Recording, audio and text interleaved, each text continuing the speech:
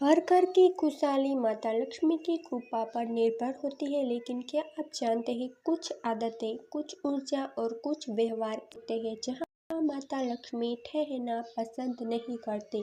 चलिए आज इन्हीं लक्ष्मी विरोधी बातों को गहराई से समझते हैं। पहला, गंदा और अव्यवस्थित घर। जहाँ सफाई नहीं होती वहाँ सकारात्मक ऊर्जा नहीं रहती। गंदगी, बिखरा हुआ घर और टूटी फूटी चीजें, ये सब लक्ष्मी जी को दूर कर देते हैं।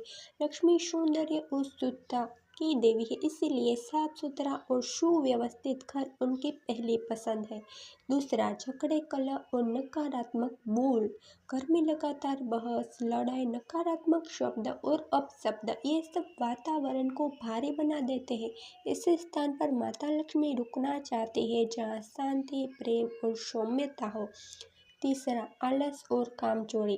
जहाँ लोग मेहनत नहीं करते, समय का सम्मान नहीं करते और हर काम में देरी करते हैं, वहाँ लक्ष्मी टिकती नहीं। शास्त्र कहते हैं, लक्ष्मी सदैव परिश्रमी, सतर्क और कर्मशील व्यक्तियों के पास रहती है।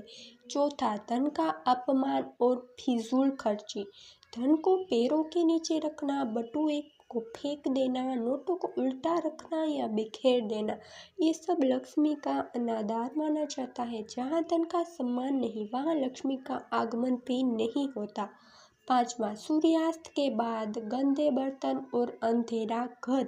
शाम का समय लक्ष्मी का समय माना जाता है। सूर्यास्त के बाद गंदे बर्तन छोड़े रखना, घर में अंधेरा रखना या दीपक न जलाना, ये लक्ष्मी के आगमन को रोकता है। जहाँ प्रकाश और स्वच्छता रहती है, वहाँ लक्ष्मी स्वयं आते हैं। छठा, कंजूसी या अत्यधिक क्रोध वाला वातावरण। जहाँ दिल छोटा हो, जहाँ लोग दूसरों की मदद न करते हो, इस स्थान को लक्ष्मी अशुभ मानती है। लक्ष्मी कृपा वही बहती है जहाँ दान, करुणा और उदारता हो। सातवां, पौधों का सूख जाना और घर में टूटी चीजें।